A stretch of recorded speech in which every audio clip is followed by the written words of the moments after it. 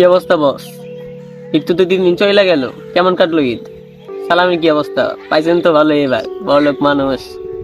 আর সালামি কুরবানি ঈদে আবার সালামি দেয় কেটা? রোজার ঈদে তাই পাইছিলাম কিছু, কুরবানি ঈদে দিছে একজন 15 টাকা দিছিল, আর একজন 20 টাকা, তাও দিছে বিকাশে। পেটি তুলতে আবার খরচ হইব 5 টাকা, এই লেখা পড়ে রয়েছে আমি। ভাই আপনার কি অবস্থা? আপনি চুপচাপ বয়ে রয়েছেন, সালামি মনে হয় এবার ভালোই উঠছে। আর সালামি বেটা মানুষের সালামি দেয় কেটা? ও ভাই, চিন্তা করার কোনো কারণ নাই, সালামি কেটা দিছে না দিছে ওটি কোনো ব্যাপার না, বুঝছো বন্ধু? ওই বাতেন ভাইয়ের লগে কথা হয়েছিল, বাতেন ভাই কইছে তোরা ওই মাঠের রানে থাক, আইতেছে, আইলে নাকি সালামি দিব না। বাতেন ভাই তো এখন মানে হাতঘাট মানে খুব ভালো, কয়েকদিন পরে নাকি শুনলাম মালদ্বীপ যাইবো। তারপরে আইফোন নাকি আবার মানে 18 বাইরে হইতেছে না, ওইটা নাকি নিব। যাই হোক, ভাই আইলে আজকে একটা কোক হইব, বুঝছেন? সমস্যা নাই।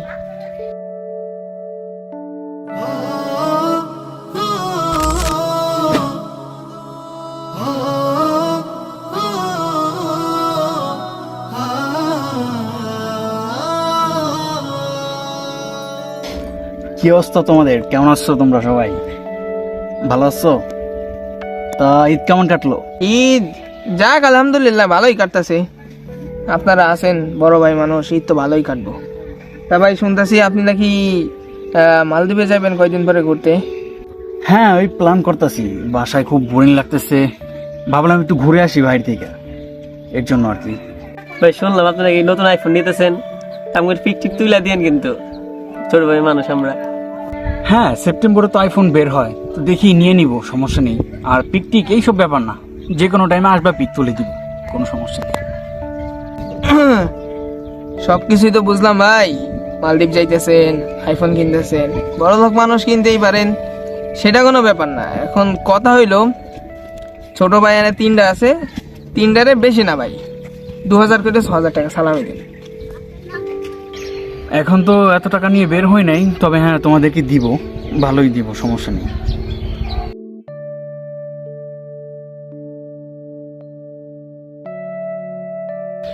আচ্ছা ঠিক আছে, তাহলে থাকো তোমরা, আমার একটু কাজ আছে, আবার আমি যাই তাহলে। শালার কি বড় লোক তাই না? কদিন পর পর মালদ্বীপ যায়, ইন্দোনেশিয়া, দুবাই ঘুরে আসে, আইফোন কিনে। বাইরে ভাই কি টাকা! আমার যদি এমন টাকা থাকতো রে, আরে কি যে করতাম। আরে এটা আফসোস করার কি আছে, আল্লাহ হারে দিছে, আমগো যা আছে আলহামদুলিল্লাহ। আর যার যত বেশি তারও হিসাব তত বেশি। আরে হিসাব কিতাব তো পরে, টাকা থাকলে না হিসাব কোনো বুঝিস নাই, থাকলে কত কিছু করা যায়, হিসাব কিতাবের চিন্তা পরে, পরে চিন্তা পরে। আরে হিসাব কিতাব পরে, আর এইসব আফসোস মাফসোস করে লাভ নাই, যা দিছে আগে এগুলা ভাগ করে নাও। ও হ্যাঁ, ভালো কথা কইছে। যেটি দিছে এটি ভাগ করে লাই নাকি?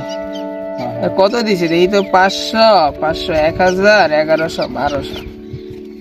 তাহলে এক কাম করি, আমি 500 টাকা লই, আর তোমরা দুইজন মিলে 700 ভাগ করে নাও। আরে ফাইজলামি নাকি? নিজে নিবা 500 আর আমরা দুজনে মিলে নিবো 350, হয় নাকি? এটা সমান সমান ভাগ হইব। হ হ, সালামি সমান ভাগ হওয়া দরকার। ফাইজলামি মানে? সালামি আমি চাইছি না, এখন আমি বেশি নিব, নিলে নেও, না নিলে তোমরা যাও গা। ভাই অত কিছু বুঝি না, সালামি সমান সমান ভাগ হইতে হইব, 3জন সমান সমান ভাগ পাবো। আরে মাত্র 1-150 টাকা বেশি নিলে কি এমন ক্ষতি হয়? না ভাই, আমার টাকা পয়সার দরকার আছে, 100 টাকা আমার দরকার। এ আইছে, টাকা তো কি সে দরকার নাকি? দরকার আছে, তো শোনা লাগবো না। আচ্ছা, টাকা যেহেতু খুব দরকার, তাইলে এক কাম করি, আমি সালামি নিব না, আমারটা তোরে দিতেছি। আর তাইলে হ্যাঁ রে, আমি 400 দিই, তুই 800 লো, হ্যাঁ 400 লো, আর আমি নিব না। কে ভাই, আপনি সালামি নেবেন না কে? আরে থাক, ও সালামি ওর এমনি, যেহেতু ওর এত দরকার আর আমার দরকার নাই, সমস্যা নাই। 2 দিন পরে একটা কাহিনী আছে, 2 দিন পরে আমি আমনে, তখন কমনে কাহিনীটা একটা মজার কাহিনী আছে। যাক, 400 তো পাইছি আলহামদুলিল্লাহ, এটা যথেষ্ট। কাহিনী মাহিনী যাওয়ার হোক, 800 তো পাইছি, বুঝু।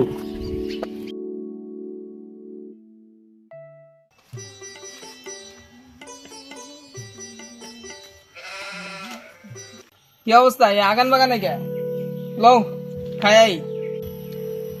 বেটা কই খাইতে যাবো? টাকা পয়সা নাই কিছু না। ও টাকা পয়সা কোনো সমস্যা নাই, টাকা পয়সা আমি দিব না। ও আচ্ছা, একটা কথা আছে।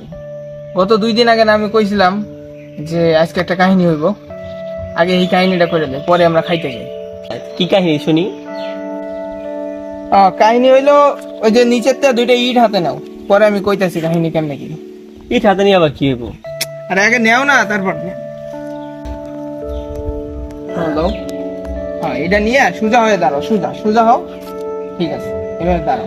তাড়াতাড়ি কও, এই যে কম কষ্ট হয়েছে না? এই তো খেলা শুরু হয়েছে। এমনে না, এমনে না, এমনে করো, এমনে করো, এটা এমনে করো। এমনি তারও কষ্ট হবে ভাই।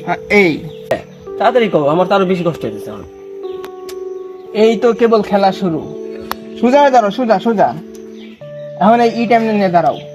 এখন সেই দিন কাছে বাতেন ভাই 400 টাকা দিল, আমি কিন্তু সালামি নেইনি। তুমি নিছিলা আর ওই নিছিল। তুমি নিছো 400, ওই নিছে 800।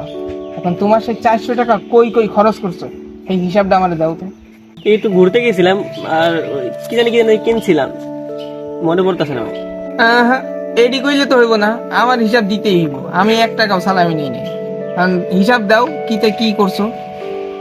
কেমনি যে কমু, এই আমি ফোনে ঠায়া পড়ছিলাম আর ওই যে একটা বার্গার খাইছিলাম আর কিছু ঠান্ডা ঠান্ডা খাইছিলাম, আর বাকি বাকি ভাই আর হিসাব দিয়ে পারবো না ভাই। আচ্ছা, হিসাব না দিতে পারলে আর কি করা, তাইলে ফালাও ইট। দেখি ওই কত হিসাব দেয়। কি এর আবার হিসাব দেওয়া লাগবো? ভাল লাগে না, কি লিগে যে টাকাটা নিতে গেছিলাম। এই হলো অবস্থা।